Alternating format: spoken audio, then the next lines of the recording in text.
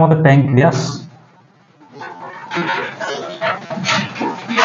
প্যাঙ্ক্রিয়াসের যেটা বাংলায় আমরা অগ্নাশয় বলি, তো সেটার তো অনেক রকম ফাংশন আছে, সেটা আগে আমরা ডিসকাস করব না। আজকে মেনলি আমরা দেখব যে প্যাঙ্ক্রিয়াস থেকে যে ইনসুলিন সিক্রেশন হয় সেই রিলেটেড যে ফিজিওলজি এবং সেটার সঙ্গে ডায়াবেটিস জড়িয়ে আছে। তো ডায়াবেটিস মেলারিস আমি ডিটেলসে পড়ানোর চেষ্টা করবো আজকে, ঠিক আছে? সেটাই মেনলি দরকার। প্যাঙ্ক্রিয়াসের মধ্যে কিছু সেল থাকে, যেটা বলেছিলাম যে সেলগুলোকে বলে আমরা গ্রুপ অফ সেল বা আইলেটস অফ ল্যাঙ্গারহ্যান্স। সেখানে 3 রকমের সেল থাকে। একটা সেল থাকে আলফা সেল, একটাকে বলে বিটা সেল, একটা বলে ডেল্টা সেল, ঠিক আছে? যেটা আলফা সেল থেকে একটা হরমোন বার হয়, তাকে বলে আমরা গ্লুকাগন। আর বিটা সেল থেকে যে হরমোন রিলিজ হয় সেটাকে বলে আমরা ইনসুলিন।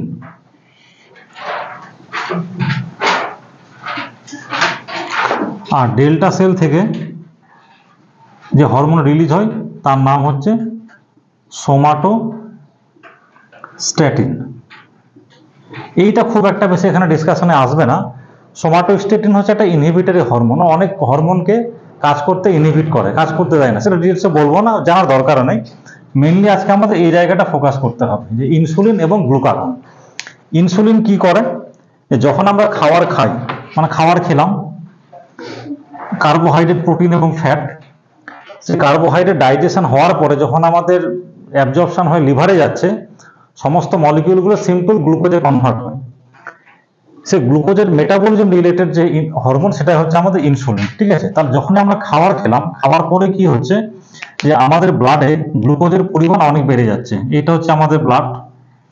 খাওয়ার পরে কি হচ্ছে, ব্লাডে গ্লুকোজের পরিমাণ অনেক বেড়ে যাচ্ছে।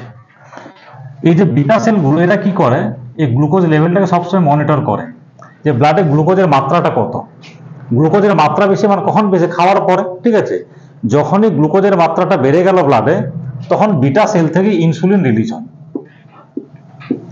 তাহলে যখনই রক্তে গ্লুকোজের পরিমাণটা বেড়ে যায় আফটার মিল, খাওয়ার পরে, তখন ইনসুলিন রিলিজ হয়। ইনসুলিন কি করে, গ্লুকোজকে মেটাবোলাইজ হতে হেল্প করে। একটা যেমন বলেছিলাম যে আমাদের লিভারে গ্লুকোজ থেকে গ্লাইকোজেন কনভার্ট হয়। তাহলে গ্লুকোজ থেকে যখন গ্লাইকোজেন কনভার্ট হচ্ছে, যে প্রসেসটার নাম হচ্ছে আমাদের গ্লাইকোজেনেসিস, তাহলে ব্লাডে কি হবে, সুগারের পরিমাণটা কমবে, এটা একটা। তারপরে টার্গেট সেলে মানে স্কেলিটাল মাসেল এবং অ্যাডিপোস টিস্যুতে যে গ্লুকোজের এন্ট্রি হয়, সেটা করতে হেল্প কে করে, ইনসুলিন। যেমন এইটা হচ্ছে স্কেলিটাল মাসেল, একটা সেল একটা, বা অ্যাডিপোস টিস্যু। এইখানে একটা রিসেপ্টর থাকে যেটাকে বলে আমরা ইনসুলিন রিসেপ্টর। এইখানে সে ইনসুলিন বাইন্ড করে, ঠিক আছে? যে ইনসুলিন বাইন্ড করলো, এখানে একটা গেট বলেছিলাম, একটা গেট থাকে যেটাকে বলি আমরা GLUT4, GLUT, GLUT4 মানে টাইপ 4। অনেক রকম টাইপ হয়, তার মধ্যে টাইপ 4 একটা, মানে গ্লুকোজ ট্রান্সপোর্টার। ইনসুলিন কি করে, রিসেপ্টরে বাইন্ড করলো, বাইন্ড করার পরে কিছু মেটা অ্যাক্টিভিটি হয়, সেগুলো লাগবে না আপনাদের। তখনই গেটটা খুলে যায়, GLUT4 ওপেন হয়ে যায়, তখনই কি হচ্ছে, ব্লাড থেকে সেলের ভেতরে গ্লুকোজ চলে গেল। ইনসুলিনের কাজ হচ্ছে এইটা। তারপরে সেলের ভেতরে গ্লুকোজের মেটাবলিজম হবে, গ্লুকোজের গ্লাইকোলিসিস হয়, ট্রাইকার্বক্সিলিক অ্যাসিড সাইকেল হয়, তারপর হচ্ছে যে অক্সিডেটিভ ফসফোরাইলেশন হয়ে আলটিমেটলি গ্লুকোজ মেটাবলাইজ হয়ে এটিপি তৈরি করে, এনার্জি তৈরি করে।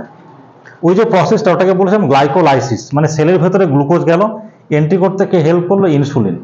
এবার তাহলে ইনসুলিন কি করবে, তাহলে ইনসুলিনের প্রাইমারি কাজ হচ্ছে যে ব্লাডে গ্লুকোজের লেভেলটা কমানো।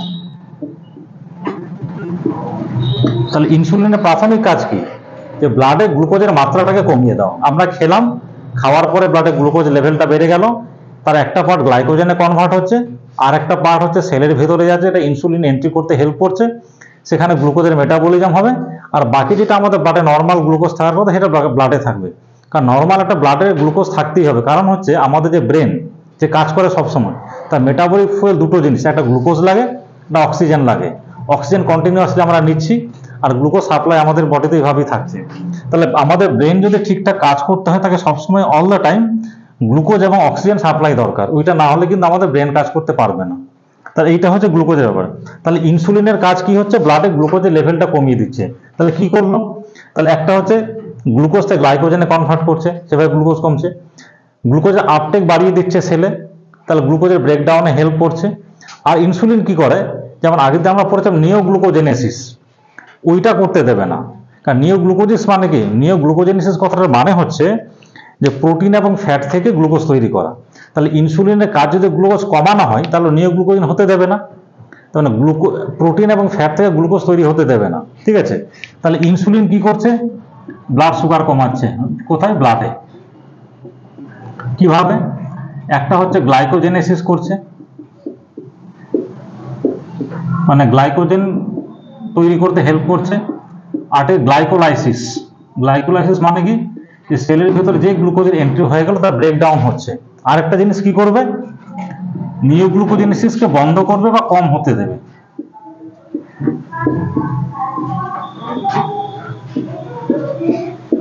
তাহলে এই তিনটি প্রসেসের মাধ্যমে ইনসুলিন গ্লুকোজটাকে কমিয়ে রাখে আমাদের ব্লাডে। আর গ্লুকাগন হচ্ছে উল্টো, সেই জন্য ইনসুলিনকে বলা হয় হাইপোগ্লাইসেমিক হরমোন। হাইপো মানে কি কম, আর গ্লাইসি মানে হচ্ছে গ্লুকোজ, আর ইমিয়া মানে ব্লাড, মানে ব্লাডে হাইপোগ্লাইসেমিক হরমোন। তাহলে যে হরমোন মানে ইনসুলিন পার্টিকুলারলি ব্লাডে গ্লুকোজের পরিমাণটা কমাতে হেল্প করছে তাকে বলছে আমরা হাইপোগ্লাইসেমিক হরমোন। আর গ্লুকাগন হচ্ছে উল্টো কাজ করে, ও ব্লাড গ্লুকোজটাকে বাড়াতে হেল্প করে।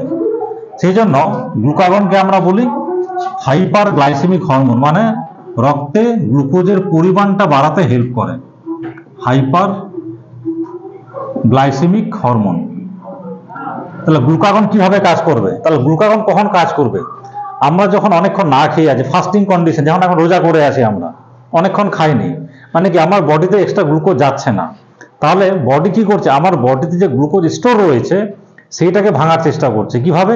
তাহলে এখন ইনসুলিন আমার ব্লাডে একদম কম, কারণ খাবার খাচ্ছি না, কিন্তু আমার ব্রেনে সবসময় কন্টিনিউয়াস গ্লুকোজ সাপ্লাই দরকার। তাহলে কিভাবে হবে? তাহলে আমার বডিতে যা গ্লুকোজ স্টোর আছে সেটাকে ভাঙতে হবে। তাহলে ভাঙতে এখন কি, এখন ব্লাডে আমার কি বেশি আছে? গ্লুকাগন। এ কি করছে, এই গ্লাইকোজেনকে ভেঙে দিচ্ছে, তাহলে গ্লাইকোজেনোলাইসিস করছে, তাহলে গ্লুকোজ সাপ্লাই ব্লাডে আসছে। তারপর কি, যে এই যে সেলের ভেতরে গ্লুকোজের এন্ট্রি, গ্লুকোজের মেটাবলিজম সেটাকে কমিয়ে দিচ্ছে, মানে সাপ্লাই বাড়াচ্ছে, আবার সেলে মেটাবলিজম কমিয়ে দিচ্ছে। আবার কি করছে, নিওগ্লুকোজেনেসিস করছে, তাহলে গ্লুকোজের মেটাবলিজম কমিয়ে দিচ্ছে, গ্লুকোজের সাপ্লাই বাড়িয়ে দিচ্ছে। কিভাবে সাপ্লাই বাড়াচ্ছে? লিভার থেকে গ্লাইকোজেন ভাঙছে, গ্লুকোজ মলিকিউলে কনভার্ট হচ্ছে, আর প্রোটিন ফ্যাট থেকে গ্লুকোনিওজেনেসিস করছে। তাহলে ইনসুলিন গ্লুকাগন হচ্ছে counter regulator, insulin glucose level কমায় আর গ্লুকাগন ব্লাডে গ্লুকোজের পরিমাণটা বাড়ায়। তাহলে ইনসুলিনের একটা বেসিক কাজ হচ্ছে ব্লাডে গ্লুকোজের লেভেলটাকে কমানো, মাত্রাটাকে কমানো। আর গ্লুকাগন কি দেখলাম, ঠিক তার উল্টো, ব্লাডে গ্লুকোজের পরিমাণটাকে বা মাত্রাটাকে বাড়িয়ে দিচ্ছে, ঠিক আছে। সেই জন্য গ্লুকাগনকে বলা হয় ইনসুলিনের কাউন্টার রেগুলেটর, মানে ইনসুলিন যে কাজটা করে গ্লুকাগন তার অপোজিট কাজ করে। আমাদের ব্লাডে আরো কিছু হরমোন আছে যারা ব্লাড গ্লুকোজ বাড়াতে হেল্প করে, তার মধ্যে একটা এক্সাম্পল অলরেডি পড়িয়ে দিয়েছি আপনাদেরকে, সেটা হলো কর্টিসল। কর্টিসল কি ছিল আমাদের? গ্লুকোকর্টিকয়েড। তাহলে এখন আমার ব্লাডে কিন্তু কর্টিসলের পরিমাণটাও বেশি আছে।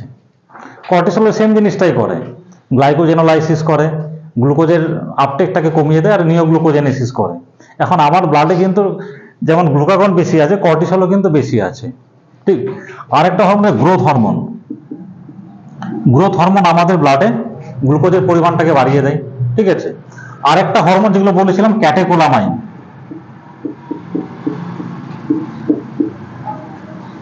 এই ক্যাটেকোলামাইন হরমোনগুলো আমাদের ব্লাডে গ্লুকোজের মাত্রা বাড়াতে হেল্প করে। তাহলে একমাত্র ইনসুলিন যে গ্লুকোজ কমায়, আর বাকি যে হরমোনগুলো দেখলাম গ্লুকাগন, তারপরে কর্টিসল, গ্রোথ হরমোন এবং ক্যাটেকোলামাইন, এগুলোকে বলা হয় ইনসুলিনের কাউন্টার রেগুলেটর, মানে ইনসুলিন অপোজিট এফেক্ট তৈরি করে। এরা ব্লাডে গ্লুকোজের মাত্রা বাড়ায়, ইনসুলিন ব্লাডে গ্লুকোজের মাত্রা কমায়। এই অবধি বোঝা গেছে কিনা? তাহলে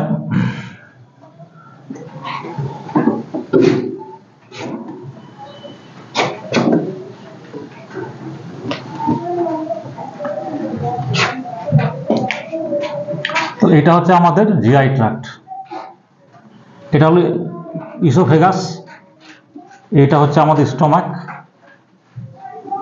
আর এরূপ স্মল ইন্টেস্টিন। বেশি ছবি আমি আঁকবো না, এটুকুই লাগবে। আর এইটা ধরে নাও beta cell of the pancreas.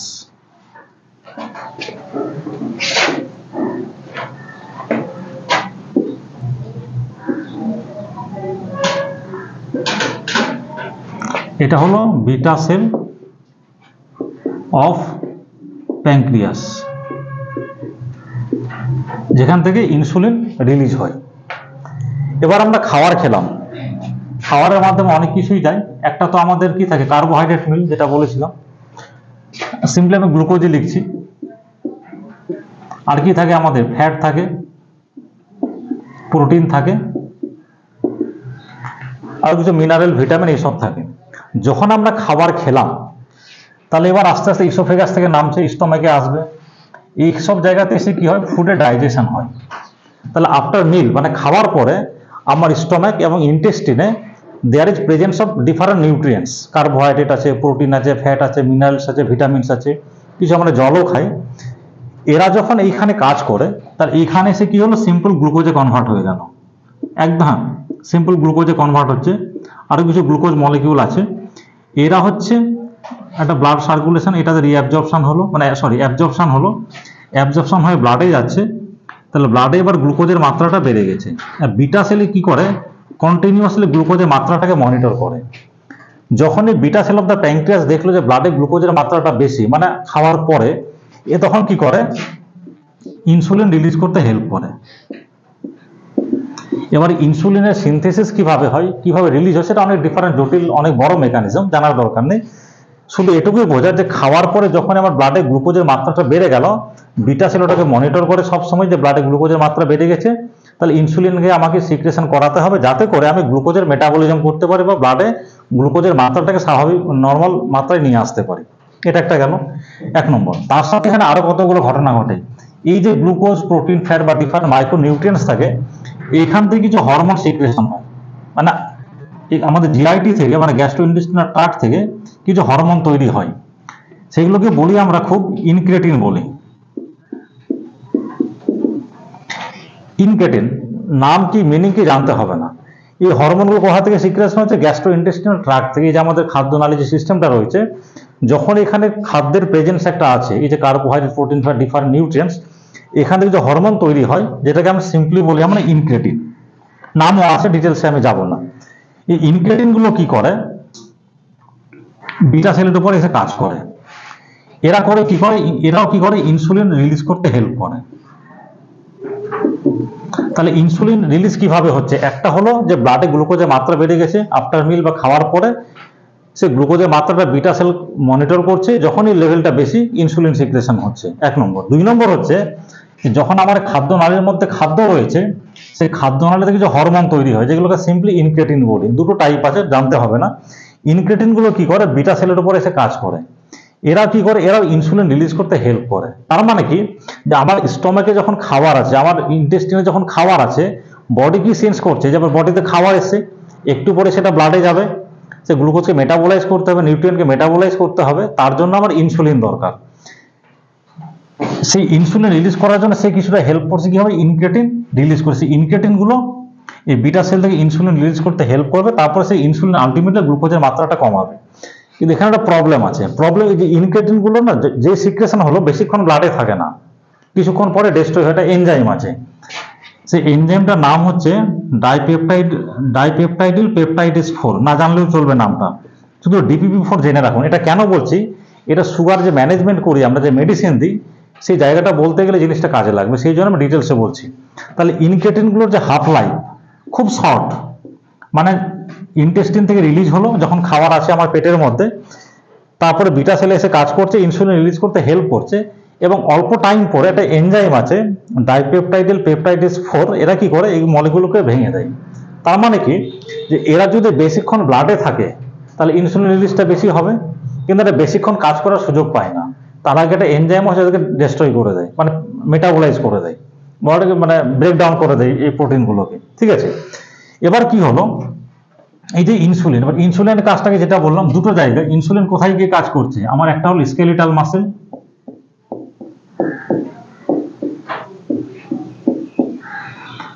আরেকটা হলো অ্যাডিপোস টিস্যু বা ফ্যাট টিস্যু, যেটাকে বলি আমরা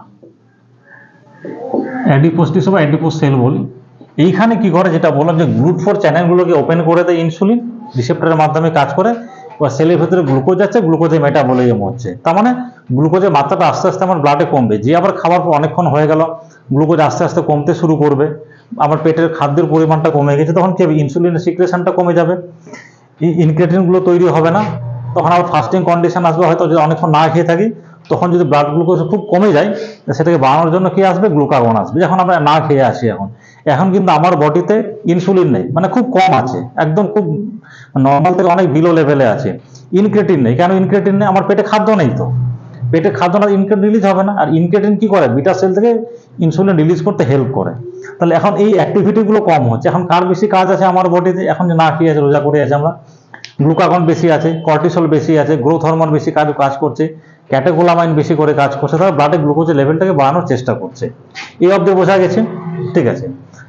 তাহলে ইনসুলিনের কাজ হলো, যেটা বললাম আবার রিপিট করছি আমি, যে স্কেলিটাল মাসেল সেল এবং অ্যাডিপোজ টিস্যু, এখানে ইনসুলিন রিসেপ্টর আছে, এখানে কি ইনসুলিন বাইন্ড করে, যেই বাইন্ড করলো একটা গ্লুট4 চ্যানেল আছে, যেটা গ্লুকোজ ট্রান্সপোর্টার, এটা ওপেন হয়ে যায়, তখন ব্লাড থেকে গ্লুকোজ সেলের ভিতরে যায়।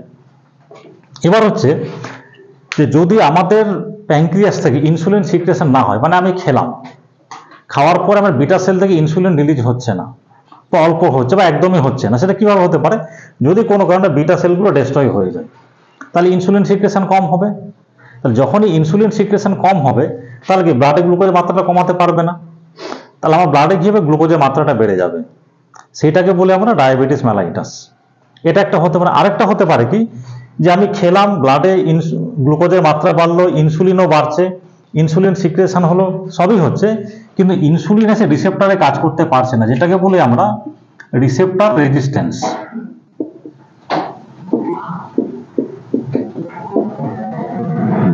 ইনসুলিন রিলিজ হচ্ছে কিন্তু রিসেপ্টরে গিয়ে কাজ করতে পারছে না, তাহলে কি হবে, ব্লাডে গ্লুকোজের মাত্রাটা কমবে না, কারণ গ্লুকোজ যেতে পারে, গ্লুট4 ওপেন হবে না, তাহলে সেলের ভিতরে গ্লুকোজ যাবে না। এই দুই ক্ষেত্রে গিয়ে ব্লাডে গ্লুকোজের মাত্রাটা বেড়ে যাবে, সেই যে কন্ডিশনটা, সেটাকে আমরা কি বলি, ডায়াবেটিস মেলাইটাস।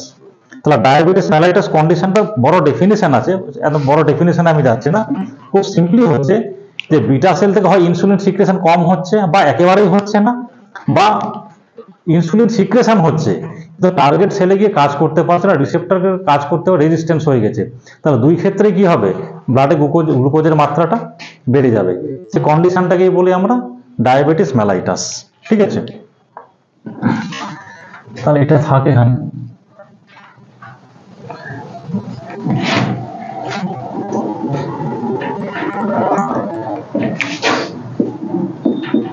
ডিএম কথাটা মানে কি, ডায়াবেটিস মেলাইটাস। এটা কখন, যখন আমার ব্লাডে গ্লুকোজের মাত্রাটা অনেক বেশি বেড়ে গেছে, সেটা কখন হচ্ছে, যে আবার বললাম, হয় ইনসুলিন কম হচ্ছে না, একেবারে রিলিজ হচ্ছে না, আরেকটা হচ্ছে ইনসুলিন রিলিজ হচ্ছে কিন্তু টার্গেট সেলে গিয়ে কাজ করতে পারছে না, দুটো রেজাল্ট হচ্ছে ব্লাডে গ্লুকোজের মাত্রাটা বেড়ে যাবে, সেই কন্ডিশনটা গিয়ে বলছি আমরা ডায়াবেটিস মেলাইটাস। তাহলে একটা কন্ডিশন হচ্ছে যে ইনসুলিনের মাত্রা কমে গেছে, মানে ইনসুলিন সিক্রেশন কমে গেছে, বা কোনো ইনসুলিনই তৈরি হচ্ছে না। তাহলে এই যে কন্ডিশনটা, যেখানে ইনসুলিন কম তৈরি হচ্ছে বা একেবারেই তৈরি হচ্ছে না, because of beta cell destruction, যে কোনো কারণে বিটা সেল ডিস্ট্রয় হয়ে গেছে, সেটাকে বলি আমরা টাইপ 1 ডায়াবেটিস মেলাইটাস। আর যখন রিসেপ্টর রেজিস্ট্যান্স হয়ে গেছে, যে ইনসুলিন রিলিজ হচ্ছে কিন্তু রিসেপ্টরে গিয়ে কাজ করতে পারছে না, তাহলে ওটা হলো রিসেপ্টর রেজিস্ট্যান্স।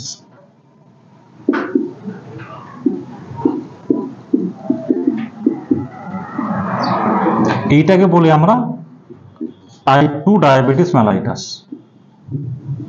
তাহলে টাইপ 1 টাইপ 2 ব্যাপারটা বোঝা গেল, দুটো রেজাল্টই হচ্ছে কি ব্লাডে গ্লুকোজের মাত্রা বেড়ে যাবে। টাইপ 1 এ ইনসুলিন সিক্রেশন হচ্ছে না বা খুব কম হচ্ছে, আর টাইপ 2 তে ইনসুলিন রিলিজ হচ্ছে কিন্তু টার্গেট সেলে গিয়ে কাজ করতে পারছে না বিকজ অফ রিসেপ্টর রেজিস্ট্যান্স। দুই ক্ষেত্রে ব্লাডে গ্লুকোজের মাত্রাটা বেড়ে যাবে। টাইপ 1 টাইপ 2 আলাদা করে কেন জানতে, দুটো ট্রিটমেন্ট আলাদা, সেই জন্য জানতে হবে, ট্রিটমেন্ট আলাদা। এবার আমি আরো কতগুলো জিনিস বলবো, যে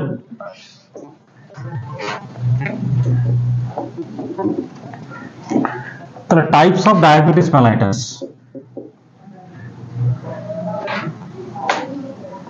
যে ডায়াবেটিস মেলাইটাস কত রকমের হয়,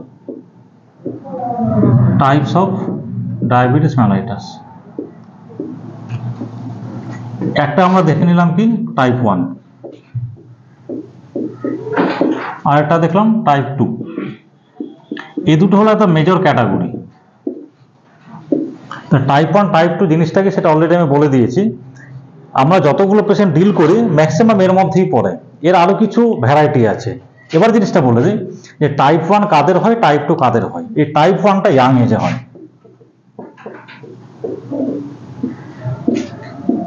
ইয়াং এজ, বা যারা একটু রিলেটিভলি মানে পাতলা, লিন অ্যান্ড থিন হয়। এই ইয়াং এজ বলতে কিন্তু যে কোনো এজ হতে পারে, 2 বছর, 3 বছর, 4 বছর, 5 বছর, 10 বছর, 11 বছর, মানে একদম আর্লি এজ অফ লাইফ। যে কোনো এজে ডায়াবেটিস হতে পারে টাইপ 1টা। লিন অ্যান্ড থিন, তুলা রোগা পাতলা তাদের ক্ষেত্রে বেশি হয়, ঠিক আছে। আর যেটা টাইপ 2 ডায়াবেটিস ম্যালাইটিস, এটা ওল্ড এজে হয়, মানে ওই 30-40 এইরকম এজে গিয়ে, ঠিক আছে। হ্যাঁ, একটু বয়স্কদের, মোটামুটি 40 ধরে নিলাম, 30-40 এইরকম সব বলছি।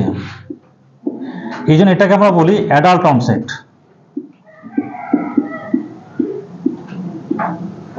যারা ওবিজ হয়, ওবিজ মানে কি, এটা মোটা, সবসময় বসে থাকে, উল্টো পাল্টা খেতেই আছে, যাদের অ্যাক্টিভিটি কিছু নেই, ফিজিক্যাল অ্যাক্টিভিটি নেই, তাদের ক্ষেত্রে টাইপ 2 ডায়াবেটিস মেলাইটাস হয়। এটার যে প্যাথোফিজিওলজি, এটার প্যাথোটা মানে কারণটা হচ্ছে auto immune cause. Auto immune, auto immune কথাটা মানে কি, যে আমাদের ইমিউন সিস্টেমের কাজ কি, আমাদের বডির নিজস্ব প্রোটিন কোনটা বা স্ট্রাকচার কোনটা, বাইরের কোনটা, মানে সেলফ নন সেলফ ডিফারেন্সিয়েট করতে পারে।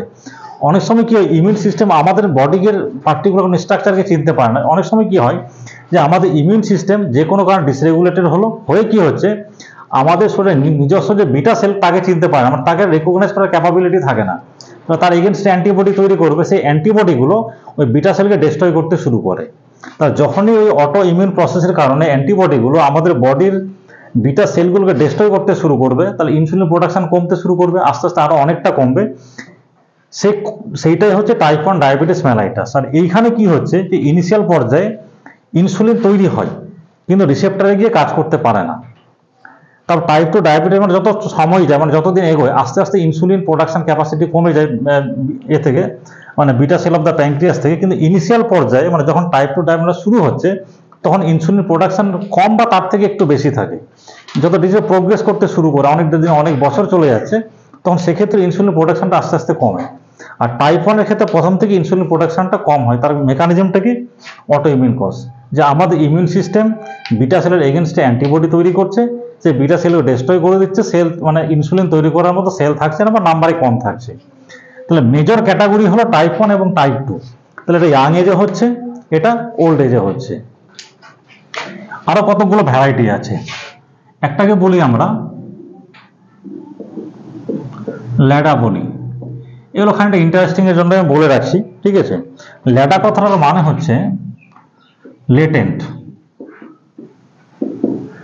এ ফর অটো ইমিউন, আমি সব বুঝিয়ে বলছি, কোনো চিন্তা নেই। Latent auto immune, D for diabetes, আর A for adult, diabetes of adult. জিনিসটা কি, এবার দেখুন, আমরা এক্ষুনি বললাম যে টাইপ 1 ডায়াবেটিস কাদের হয়, ইয়াং এজে হয়। কারণটা কি, auto immune cause. Auto immune মানে কি, আমাদের বডির ইমিউন সিস্টেম বিটা সেলের এগেনস্টে অ্যান্টিবডি তৈরি করে সেলগুলোকে ডিস্ট্রয় করে দেয়। আর ওল্ড এজে যেটা হলো টাইপ 2 ডায়াবেটিস। তাহলে এখানে নামটা কি বলছে, latent auto immune diabetes of the adult. দেখুন, এই অটো ইমিউন মানে কি, এটা টাইপ 1 হওয়া উচিত ছিল। অটো ইমিউন মানে কি, টাইপ 1 হওয়া উচিত ছিল। আর টাইপ 1 মানে কি, আবার ইয়াং এজে হবে, কিন্তু এখানে অ্যাডাল্টের ক্ষেত্রে হচ্ছে, মানে এই এজ গ্রুপটাই হচ্ছে, বয়স্কদের। তার মানে কি, এখানে একটা ক্যাটাগরি থাকবে, যে যেমন ধরো আমার এখন যা বয়স 30 বা 40 বছর, আমার 40 পেরিয়ে গেছে, ঠিক আছে। এখন আমার বডি কি করলো, হঠাৎ করে কিছু অ্যান্টিবডি তৈরি করতে শুরু করলো, কার এগেনস্টে, বিটা সেলের এগেনস্টে। তাহলে সেলগুলো ডিস্ট্রয় হবে, ইনসুলিন প্রোডাকশন কমে যাবে, আমার ডায়াবেটিস মেলাইটাস হয়ে যাবে, ঠিক আছে। তাহলে অ্যাডাল্ট এসে, মানে অ্যাডাল্ট এজ গ্রুপে এসেও একটা ডায়াবেটিস ডেভেলপ করছে, যার বৈশিষ্ট্য বা ক্যারেক্টারিস্টিক্স কার মতো, টাইপ 1 এর মতো।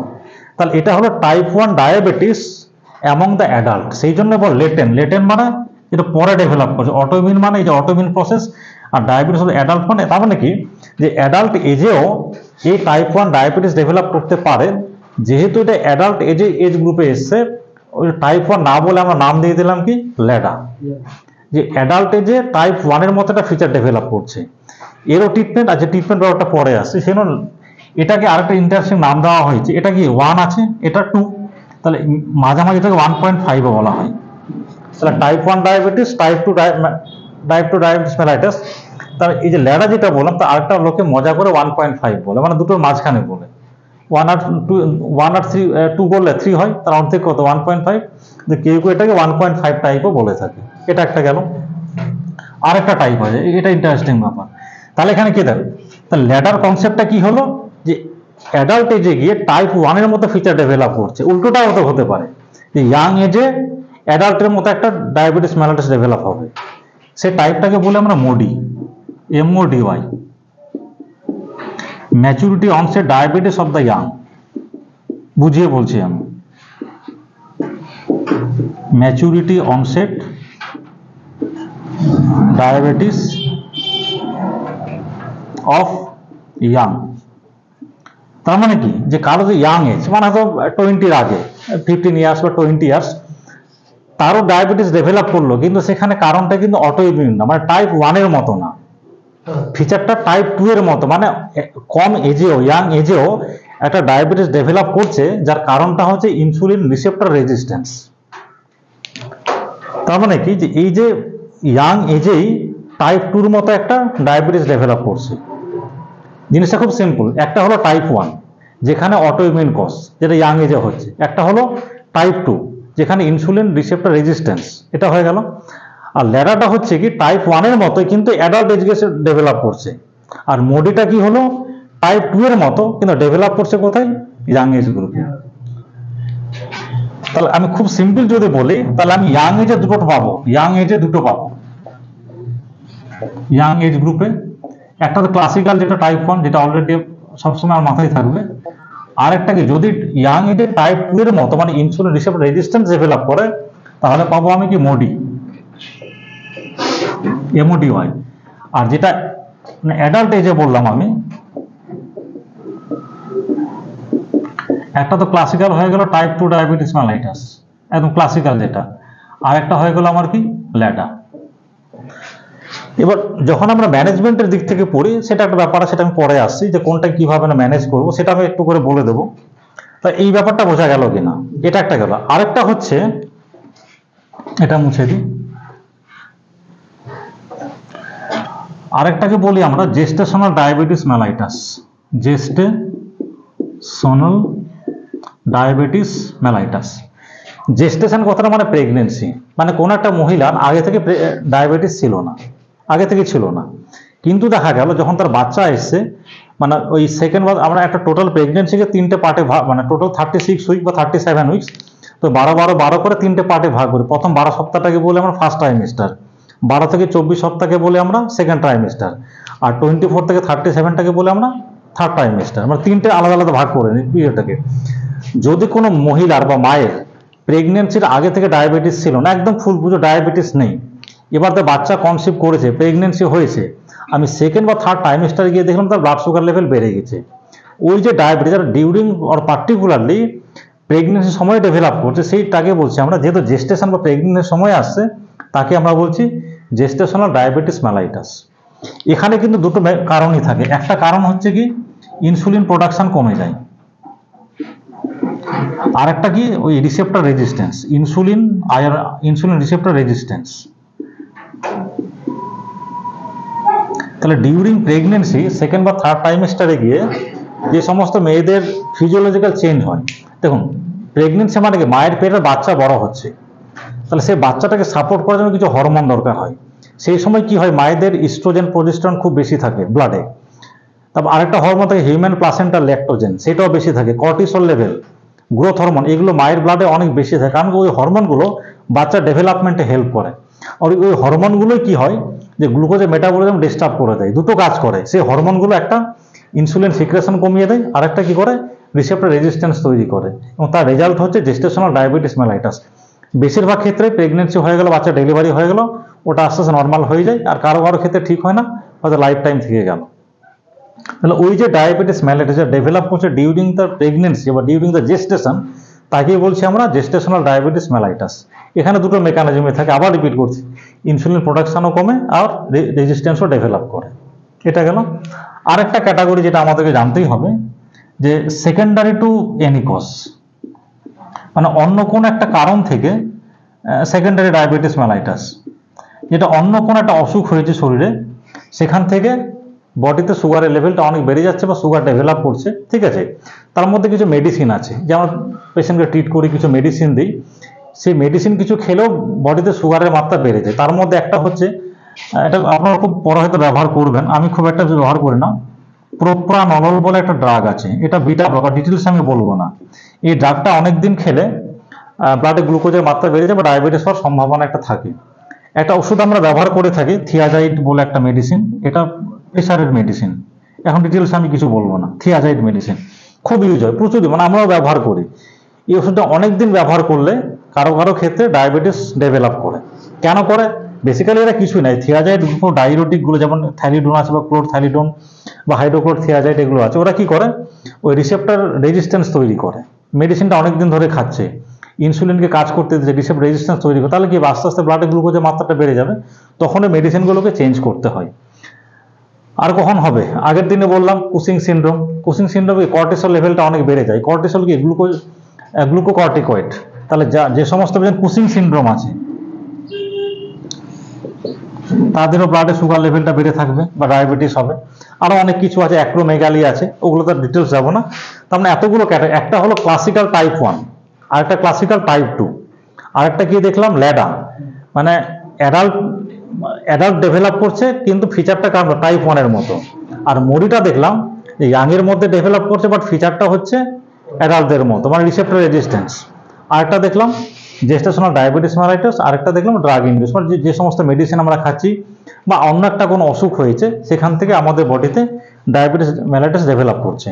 এইটা হলো, তার মানে কি, তাহলে এতক্ষণ আমরা বুঝে গেলাম যে ডায়াবেটিস মেলাইটাস হলে ব্লাডে সুগারের লেভেলটা বেড়ে যাবে, একদম বেসিক জিনিস। যে কোনো কারণেই সুগার হোক, টাইপ 1 হোক, টাইপ 2 হোক, ল্যাডা হোক বা মোডি হোক বা জেস্টেশন হোক বা due to secondary any other cause, যাই হোক না কেন, প্রত্যেকের এন্ড রেজাল্ট হচ্ছে ব্লাডে গ্লুকোজের মাত্রাটাকে বেড়ে যাবে। এবার আমরা কি করে ডায়াগনোসিস করব, যে একটা পেশেন্টের ডায়াবেটিস হয়েছে আমরা কি করে ডায়াগনোসিস করব? তাহলে পেশেন্ট প্রথমে ডাক্তারের কাছে আসবে, এসে কিছু সিমটম বলবে, নাও বলতে পারে, ঠিক আছে। তাহলে যেটা আমরা সাইন অ্যান্ড সিমটম বলি, সাইন সিমটম, যে কোনো ডিজিজের ক্ষেত্রে দুটো কথা ব্যবহার করি, সাইন অ্যান্ড সিমটমস। আচ্ছা, সাইন অ্যান্ড সিমটমের মধ্যে কি পার্থক্য বলতে পারবেন? না জানারই কথা, আমি বলে দেবো, তবুও জিজ্ঞাসা করছি। সাইন এবং সিমটম দুটো কথার মানে কি? কিরকম? পেশেন্ট আমাকে এসে বলে, ডাক্তার আপনার হাঁটুতে ব্যথা হচ্ছে বা জয়েন্টে ব্যথা হচ্ছে বা আমার আরো গাঁটে গাঁটে ব্যথা হচ্ছে। তাহলে পেশেন্ট যখন বা রোগী যখন নিজের ভাষায় কোনো একটা প্রবলেমকে ডেসক্রাইব করছে ডাক্তারের কাছে, সেইটা হলো সিমটম। এবার আমি ডায়াগনোসিস করলাম, আমি ডায়াগনোসিস করলাম আপনার আর্থ্রাইটিস হয়েছে। পেশেন্ট নাও বলতে পারে আমার আর্থ্রাইটিস হয়েছে, বা পেশেন্ট বলতেও পারছে, আলাদা জিনিস। মানে কোনো একটা ডিজিজের যে পেশেন্ট সিমটমগুলো বলছে বা জিনিসগুলো সে বলছে নিজের ভাষায়, যে আমার ব্যথা হচ্ছে, আমার খুব ভালো লাগছে না, আমার মাথা ঘুরছে, এই যে জিনিসগুলো যখন পেশেন্ট নিজের ভাষায় ডেসক্রাইব করে সেগুলো হলো সিমটম। আর যখন ডাক্তার ডায়াগনোসিস করছে বা জিনিসগুলো দেখছে, ডাক্তার বলে আপনার আর্থ্রাইটিস হয়েছে, আপনার, আমি দেখলাম পেশেন্ট এসে বললো আমার রক্ত কমে গেছে, বলতে ভালো লাগছে না, আমি চোখটা টেনে দেখলাম চোখটা ফ্যাকাশে হয়ে গেছে। পেশেন্ট এসে বলছে কি আমার শরীরটা ভালো লাগছে না, খুব দুর্বল লাগছে, মাথা ঘুরছে, পড়ে যাচ্ছে, কিছু ভালো লাগছে না, খেতে ইচ্ছা করছে না, এগুলো কি সিমটম। আমি চোখটা টেনে দেখলাম চোখটা সাদা হয়ে গেছে, মানে প্যালর হয়েছে, মানে ব্লাডে রক্তের পরিমাণটা কমে গেছে, ওই যে প্যালর দেখলাম সেই প্যালরটাই হয়ে গেলো সিমটম, সরি সাইন। আবার পেশেন্ট এসে বললো যে আমার মানে পেচ্ছাপ হলুদ হচ্ছে, ভালো লাগছে না, আমি চোখটা দেখলাম চোখটা হলুদ হয়ে গেছে, ইকটেরাস বলে, জন্ডিস যেটাকে আমরা। তাহলে পেশেন্ট যখন নিজের ভাষায় এসে বলছে যে আমার চোখ হলুদ হয়ে গেছে, পেচ্ছাপ হলুদ হয়ে গেছে, সেটা হলো কি সিমটম। আর আমি চোখ দেখে বলে হ্যাঁ এবার জন্ডিস হয়েছে, ইকটেরাস পজিটিভ বা ইকটেরাস আছে, তাহলে সেটা হয়ে গেল সাইন। তাহলে সাইনটা হচ্ছে ডাক্তারের ভাষা আর সিমটমটা হচ্ছে রোগীর ভাষা, ঠিক আছে। এবার কি, তাহলে পেশেন্ট কি এসে বলবে? 90% পেশেন্টের ক্ষেত্রে কোনো সিমটম থাকে না। 90% একটা আমি আরবিট্রারি বললাম, সেটা কম বেশি একটু হতে পারে, মানে মোস্ট অফ দ্য কেসেস কোনো সিমটমই থাকে না। পেশেন্ট বুঝতেও পারে যে আমার সুগার হয়ে গেছে, সে কোনো কারণে সুগার টেস্টে নিজের ইচ্ছাতে টেস্ট করতে পারে, বা হয়তো ওয়াইফকে নিয়ে বা কারো রিলেটিভকে নিয়ে ব্লাড টেস্ট করতে গেছে, তার মনে হলো সুগারটা আমি করে দেখি, তো করে দেখলো অনেক বেশি আছে। তাহলে বেশিরভাগ ক্ষেত্রে অ্যাসিমটোমেটিক, সেই জন্য সুগার স্ক্রিনিং বলা যায়। আমরা সুগার টেস্ট করে দেখলাম, ঠিক আছে।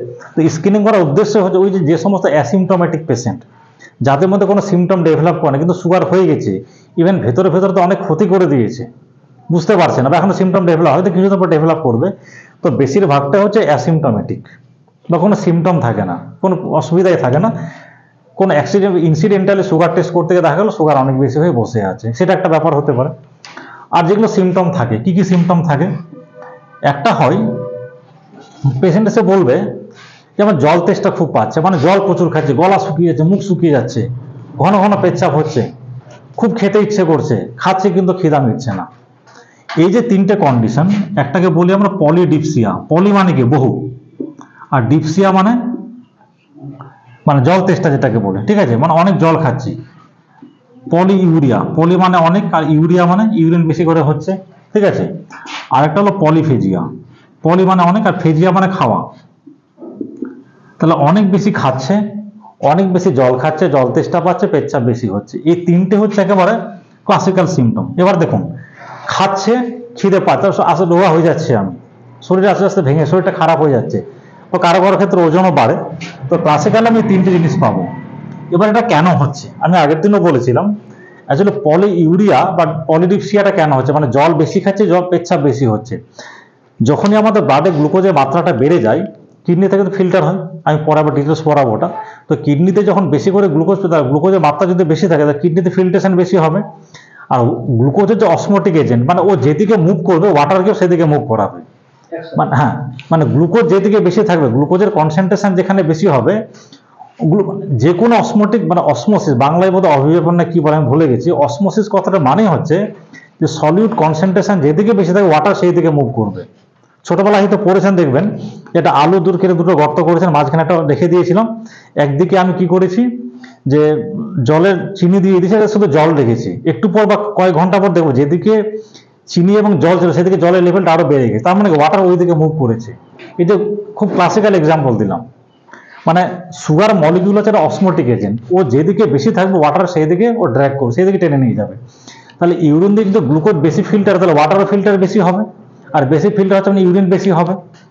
এবার ইউরিন বেশি হচ্ছে মানে কি, আমার শরীরে জলে ঘাটতি পড়ছে, তো তাহলে আমার হাইপোথ্যালামাস যে থার্ড সেন্টার রয়েছে, সে বডিকে কি সিগন্যাল দেবে, তোমার শরীরে জল কমে যাচ্ছে, তুমি জল খাও, তাহলে বেশি করে জল খাবে। আরেকটা জিনিস হয় যে ব্লাডে হচ্ছে আমার ব্লাড ভেসেল, এখানে গ্লুকোজ অনেক, এখানে তো সেল আছে, অনেক সেল আছে, তাহলে ব্লাডে যখন গ্লুকোজ বেশি থাকবে, আমাদের সেলেও কি হয়, একটা ওয়াটার জল থাকে, জল প্রত্যেক কম্পার্টমেন্টে আমাদের বডিতে ওয়াটার আছে।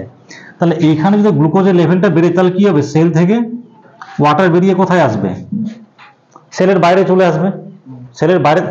তাহলে এটাকে বলা হয় ইন্ট্রাসেলুলার ডিহাইড্রেশন, মানে হচ্ছে যে সেলের ভিতরে নর্মাল যে ওয়াটার কন্টেন্ট থাকা দরকার ছিল, সুগার বেড়ে যাওয়ার কারণে অসমোটিক এফেক্টের কারণে সেল থেকে জল বেরিয়ে এসছে, তাহলে সেলের মধ্যে জলের পরিমাণ রিলেটিভলি কমে গেছে। এই কন্ডিশনটাকে বলি আমরা ইন্ট্রাসেলুলার ডিহাইড্রেশন। তাহলে সেলের ডিহাইড্রেশন হচ্ছে, ইউরিন দিয়ে বেশি করে জল বেরিয়ে যাচ্ছে, তাহলে বডি হাইপোথ্যালামাস কি সিগন্যাল দেবে যে বডিতে জল কমে, তুমি বেশি করে জল খাও। এদিকে জল খাচ্ছে, গ্লুকোজ বার হচ্ছে, ওয়াটারকে ড্র্যাগ করছে, আরো বেশি জল খাচ্ছে। তো এইটাই হলো পলি ইউরিয়া এবং পলিডিপসিয়া, যে জল বেশি খাচ্ছি, ইউরিন বেশি করছি। আর পলিফেজিয়া মানে খাওয়াটা কেন বেশি হবে, দেখুন আমি খেয়েছি, আমার ব্লাডে সুগারের মাত্রা অনেক বেশি, কিন্তু ইনসুলিন না থাকার কারণে হোক বা রেজিস্ট্যান্স কারণে হোক, সেলের ভিতরে গ্লুকোজ যেতে পারছে না, তাহলে সেলের ভিতরে মেটাবলিক ফুয়েল কমে গেছে, সেলের ভিতরে এটিপি তৈরি হচ্ছে না। সেল কি ভাববে যে আমার ভিতরে গ্লুকোজ আসছে না, আমার পেশেন্ট খায়নি বা রোগী খায়নি, হাইপোথ্যালামাসকে সিগন্যাল দেবে, দেখো পেশেন্ট কিন্তু খায়নি, কারণ আমার কাছে গ্লুকোজ আসছে না।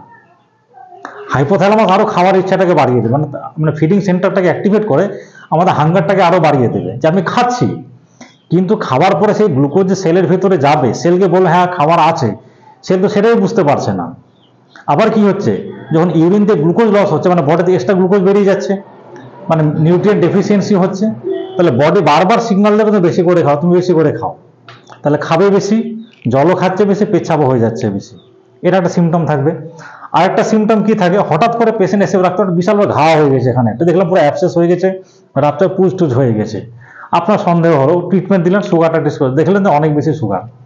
তাহলে সুগার বেশি হলে আমাদের বডিতে ইনফেকশন রেট বেড়ে যায়, কোথাও ঘা হয়ে যাচ্ছে। তার কারণটা কি, যে অনেকদিন সুগার বেড়ে থাকলে এই যে আমাদের বডি আমাদের ইনফেকশনের এগেনস্টে প্রোটেকশন দেয়, অ্যান্টিবডি তৈরি করে, অনেকদিন সুগার বেড়ে থাকলে আমাদের ইমিউন সিস্টেমকে ডিস্টার্ব করে দেয়, ইমিউন সিস্টেমকে ভালো করে কাজ করতে দেয় না। তাহলে ইনফেকশন এগেনস্ট প্রতিরোধ ক্ষমতা আমাদের চলে যায়, একটু ইনফেকশনে বড় ঘা হয়ে গেল। তাহলে যখনই কোনো একটা পেশেন্ট আমাদের যে বড় ঘা নিয়ে আসে, আমরা জিজ্ঞাসা করি আপনার সুগার আছে, যদি থাকে তখন সুগারটা টেস্ট, হয়তো সুগার বেড়ে গেছে, ঠিকঠাক কন্ট্রোল হয়নি, আর যদি না ডাক্তার আমার জানা নেই, তখন আমরা সুগার টেস্ট করতে দেখা যায় সুগার অনেক বেড়ে আছে। এইভাবে পেশেন্ট আছে, পেশেন্ট ঘা নিয়ে আসতে পারে, কোনো সিমটম নেই, বা হচ্ছে পলিউরিয়া, পলিডিপসিয়া, পলিফেজিয়া এগুলো নিয়ে এসছে। অনেক সময় হাত পা জ্বালা ঝিনঝিন করতে নিয়ে আসে, সেটা কেন হয় সেটা পরে বলছি। অনেকদিন কি, অনেক সময় সুগার বেড়ে থাকলে আমাদের নার্ভগুলোকে ড্যামেজ করতে শুরু করে, যেটা আমরা ডায়াবেটিক নিউরোপ্যাথি বলি, সেটা আমি আলাদা করে বলছি। তো এরকম বিভিন্ন সিমটম নিয়ে আসতে পারে। তো বেস্ট ওয়ে হচ্ছে স্ক্রিনিং করা, সুগার টেস্ট করা। এবার হচ্ছে যে সুগার লেভেল কত হলে আমরা বলবো যে সুগার হয়েছে, কোনটা সুগারের আগের অবস্থা, কোন নর্মাল অবস্থা, এটা কিন্তু ভালো করে জানতে হবে। এবং এটা না জানার কারণেই বহু লোক মানে ইনঅ্যাপ্রোপ্রিয়েট মেডিসিন স্টার্ট করে দেয়, যেটা একদমই ঠিক না। তাহলে আপনাকে জানতে হবে যে কখন বা কত লেভেল সুগার হলে আমরা বলবো যে সুগার একটা পেশেন্টের হয়েছে। আমরা কি করে একটা ফাস্টিং সুগার টেস্ট করি। ফাস্টিং মানে ওভারনাইট ফাস্টিং, রাত্রে খাওয়ার পর 8-10 ঘন্টার কিছু খাইনি। আরেকটা করি আমরা পোস্ট প্রান্ডিয়াল, মানে পোস্ট মানে কি পরে, আর প্রান্ডিয়াল মানে ফুড। পোস্ট, এটাকে পিপিবিএস বলি আমরা, পোস্ট প্রান্ডিয়াল ব্লাড সুগার। পোস্ট মানে পরে, প্রান্ডিয়াল মানে ফুড বা খাওয়ার পরে, আর ফাস্টিং ব্লাড সুগার এফবিএস বলি আমরা। নর্মাল কন্ডিশন হচ্ছে ফাস্টিংটা ওই 170 থেকে 100 বা কেউ 110ও বলে, এটা বিভিন্নভাবে ভ্যারি করে, এক্সাক্ট এরকমই নেই, কেউ 100 বলে, কেউ 110 বলে। আর পিপিটা হচ্ছে মোটামুটি 110 থেকে 140, এইটা হচ্ছে আমাদের নর্মাল, মানে এইটা থাকলে নর্মাল বলবো আমরা। এবার ধরুন কারো সুগারটা আমি দেখলাম যে 110 থেকে 125 হয়ে গেছে, আর এটা 140 থেকে 199 হয়েছে। এই যে কন্ডিশন, এইটা হলো নর্মাল, এই লেভেলটাকে বলি আমরা নর্মাল ব্লাড সুগার লেভেল। যখন ফাস্টিংটা 110 থেকে 125 হয়েছে আর পোস্ট প্রান্ডিয়ালটা 140 থেকে 199 হয়েছে, এইটাকে বলি আমরা প্রি ডায়াবেটিক, মানে ডায়াবেটিসের আগের অবস্থা, প্রি ডায়াবেটিক। এটা আরেকটা নাম আছে, এটা বলে আইজিটি বলা হয়, ইম্পেয়ার্ড গ্লুকোজ টলারেন্স। ওটা নাম মনে রাখলেও চলবে, শুধু আপনার প্রি ডায়াবেটিক মনে রাখবেন।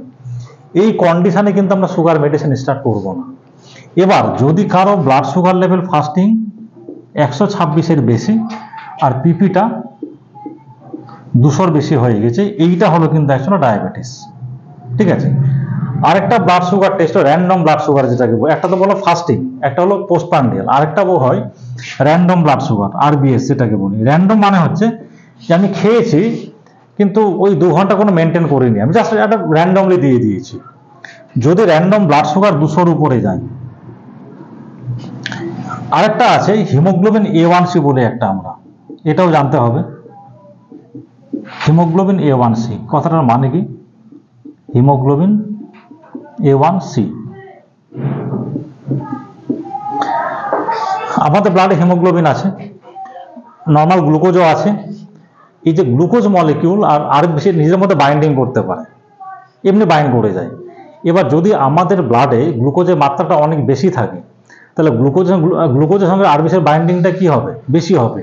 তাহলে ওই যে হিমোগ্লোবিন মলিকিউল যে গ্লুকোজের সঙ্গে লেগে গেছে, এটাকে আমরা বলি গ্লাইকেটেড হিমোগ্লোবিন, মানে হিমোগ্লোবিনের সঙ্গে গ্লুকোজ অ্যাড হয়ে গেছে, যুক্ত হয়ে গেছে, ওটাকে আমরা বলি হিমোগ্লোবিন A1C। এইটা যদি মোর দেন 6.5 হয়, তাহলে এই ক্রাইটেরিয়া গুলো যদি আমার মেনটেন বা ফুলফিল করে, আর পেশেন্টের সিমটম থাকে বা সিমটম নাও থাকতে পারে, ঠিক আছে, তাহলে পেশেন্টের সিমটম আছে বা নেই, আর তার সঙ্গে এই লেভেলটা আমার ম্যাচ করছে, ফাস্টিং ব্লাড সুগার 126 বা তার থেকে বেশি, পিপিটা 200-র বেশি হয়ে গেছে, বা র্যান্ডম ব্লাড সুগার 200-র বেশি হয়ে গেছে, বা হিমোগ্লোবিন A1C 6.5-এর বেশি, এই কন্ডিশনের মধ্যে এগুলো ফুলফিল করলে তাহলে আমরা স্ট্যাম্প করব যে পেশেন্টের ডায়াবেটিস হয়েছে। এবার আমি একটা পেশেন্টের ধরুন পিপি ব্লাড সুগার টেস্ট করলাম, তার আমি 210 ব্লাড সুগার পেয়ে গেলাম, তার মানে ডায়াবেটিস হয়েছে। তাহলে কি মেডিসিন আমি শুরু করে দেবো? Definitely not. সেটা পারছি, মানে অ্যাপ্রোচ কি হবে, ট্রিটমেন্ট কিভাবে করব, সেটাও আবার আমি আলাদা করে বলবো। এখন শুধু আমি ডায়াগনস্টিক অ্যাপ্রোচটা বললাম, মানে কি করে আমরা সাসপেক্ট করব। এই যে হিমোগ্লোবিন A1C, এটা আমরা 3 মাসে একবার করি।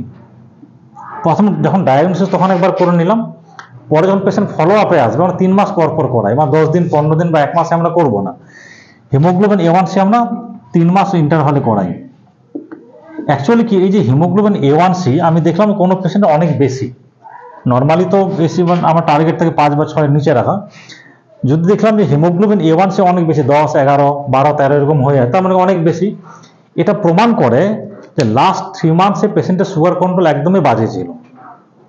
মানে হিমোগ্লোবিন A1Cটা প্রিভিয়াস 3 মাসের সুগার অ্যাভারেজটাকে ইন্ডিকেট করে। যে আমি দেখলাম মানে পেশেন্টের হিমোগ্লোবিন A1C অনেক বেশি, পেশেন্ট ট্রিটমেন্ট চলছে, ফলো আপ চলছে, তাকে বললাম 3 মাস পরে হিমোগ্লোবিন A1C আবার করবেন, দেখলাম যে সুগার অনেক বেশি। হয়তো সেই সময় সুগারটা, দেখুন সবসময় বডির সুগার লেভেলটা একরকম থাকে না, যে সময় সুগার টেস্ট করছে হতে পারে সেই সময় সুগার লেভেলটা কম আছে, কিন্তু 3 মাসের সুগার কন্ট্রোল খুব বাজে ছিল, তাহলে হিমোগ্লোবিন A1C বেশি পাবে। তাহলে পেশেন্টকে আমরা এটাই বলবো যে আপনার লাস্ট 3 মাস ধরে সুগার কন্ট্রোল আপনার একদমই ঠিকঠাক হয়নি, আপনাকে নতুনভাবে নতুন মেডিসিন, নতুন লাইফস্টাইল মডিফিকেশন ট্রিটমেন্ট করতে হবে, যাতে, কারণ সুগার অনেক দিন বেশি থাকলে তারা অনেক কমপ্লিকেশন দেখা দেয়, সেটা আমি পরে আসছি। তাহলে এই ব্যাপারটা বুঝতে পেরেছেন কিনা। এবং দেখবেন আমি যেটা দেখেছি, মানে অনেকেই, মানে নন ডক্টরের কথা বলছে, পেরিফেরিতে যারা এমনি কাজ করে, তো র্যান্ডম ব্লাড সুগার করলো 180 পেয়েছে, পেশেন্টকে নির্দ্বিধায় বলে দেয় আপনার সুগার হয়েছে।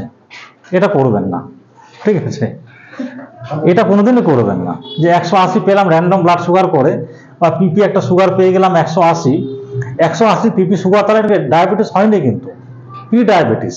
এখানে কিন্তু কোনো মেডিসিন লাগবে না, সে লাইফস্টাইল মডিফিকেশন করতে হবে, সেটাকে আমি পরে আসছি। লাইফস্টাইল মডিফিকেশন করার পর যদি সুগার কন্ট্রোল না হয়, তারপর আমরা মেডিসিনের কথায় আসবো, সেটা ডিটেলসটা পরে আসছি, ঠিক আছে। তাহলে কারো একটা আমি র্যান্ডম ব্লাড সুগার করলাম আর পেয়ে গেলাম মোটামুটি 180, 70 বা 190, আর পেশেন্টকে আমি বলে দিলাম আপনার সুগার হয়ে গেছে, তাকে মেডিসিনও ধরিয়ে দিলাম, এটা হয়, প্রচুর হয় একেবারে। এটা কিন্তু করা যাবে না, আপনাকে এইটা জিনিস দেখতে হবে। ইভেন এমন অনেক সময় হয়, ধরুন পেশেন্ট কোনো কারণে কালকে একটু বেশি খেয়েছিল, আপনি সুগার টেস্ট করলেন, হঠাৎ করে 210 সুগার পেয়ে গেছেন, ভাবছি সুগার হয়ে গেছে না। একটা পেশেন্ট আমি দেখলাম কোনো সিমটম নেই, জাস্ট কোনো একটা কারণে সুগার টেস্টটা করেছে, হয়তো 210 বা 2 সামথিং কিছু একটা এসে গেছে, সবাই লাফাতে ডায়াবেটিস হয়ে গেছে না, সেটাকে স্ট্যাম্প করার আগে আরেকবার রিঅ্যাসেস করুন। হ্যাঁ, নার্ভাস হয়ে যায়। কারণ কি, দেখুন আমাদের বডি, এই যে আমরা খাচ্ছি, আমাদের বডি রেসপন্স সবসময় হয় না, তো হতে পারে সেই সময় আমি বেশি, মানে এমন খাবার খেয়ে নিই যার সুগার বাড়ানোর প্রবণতা অনেক বেশি খেয়ে নিয়েছি, হয়তো হতে পারে সেই সময় ইনসুলিন সিক্রেশন আমার বডিতে ঠিকঠাক হয়নি, সুগারটা হয়তো একটু বেশি দেখি, তার মানে কিন্তু সুগার হয়ে যায়নি। আবার রিপিট করুন, একটা ফাস্টিং করুন, পিপি হিমোগ্লোবিন A1C করেন। অনেক ক্ষেত্রে দেখা যায় যে 210, 215 এসে গেছে, আবার যখন রিপিট করলাম ফাস্টিং, পিপি হিমোগ্লোবিন সব নর্মাল রেঞ্জ, ডায়াবেটিস। তাহলে কারো সুগারটা বেশি দেখা মাত্র সঙ্গে সঙ্গে বলে দিলাম হয়তো সুগার হয়েছে, তাকে ভয় ঢুকিয়ে দিলাম, আর সে তো আতঙ্ক হয়। ডায়াবেটিস কেউ চায় না আমার হোক, ঠিক আছে। তাহলে সেই জন্য কাউকে ডায়াবেটিস স্ট্যাম্প করার আগে খুব সাবধান, মানে খুব জিনিসগুলো দেখে ভাবনা চিন্তা, তারপর পেশেন্ট একটা কিছু পেয়ে গেল, পেশেন্টে বলে দেন আপনার সুগার হয়ে গেছে, এতে করে কি হয়, পেশেন্টের টেনশন হয়, তো মানে খুব মানে মন খারাপ হয়, সে চিন্তায় পড়ে যায়। তো এগুলো করা যাবে না বা করবেন না, বা আমরাও করি না। এই অবধি বোঝা গেছে কিনা। তাহলে এবার আমার ডায়াগনোসিস হয়ে গেছে যে সুগার, এবার কি ট্রিটমেন্ট। এবার ধরুন কারো সত্যি ডায়াগনোসিস হলো সুগার হয়ে গেছে, তাহলে সুগার লেভেল ধরুন 250 হয়ে গেছে, মানে বলছি, মানে পোস্টপ্রান্ডিয়াল বলছি, তাহলে কিন্তু আমরা সঙ্গে সঙ্গে পেশেন্টের মেডিসিন, সুগার মানে মেডিসিন দেব না, সেটাকে বলে আমরা প্রথমে লাইফস্টাইল মডিফিকেশন।